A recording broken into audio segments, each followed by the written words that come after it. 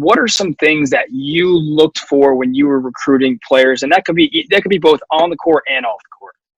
And it's interesting you say that, because I think you always recruit to what your head coach wants, right? So every situation is different.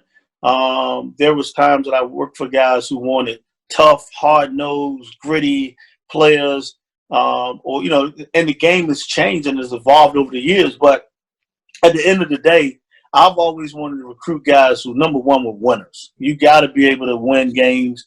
I think it translates to the college level.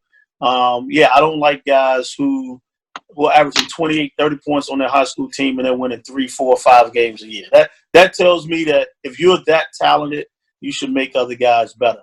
But today's game, especially today, Kevin, I wanted guys that can be able to dribble, pass, shoot, guard multiple positions.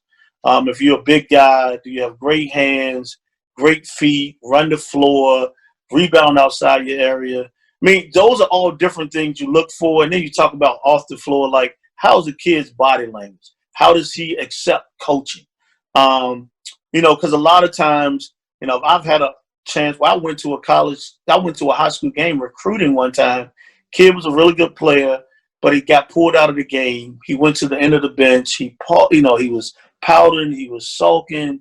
And I knew at that time, there was one of the few times that my wife went to the game with me, and I left at halftime. I was like, we're leaving.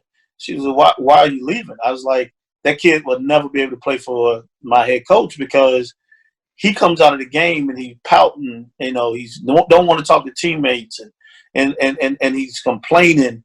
And you don't want a kid like that whose body language is bad. And when things aren't going right, it's all about him. So those are the things when you look for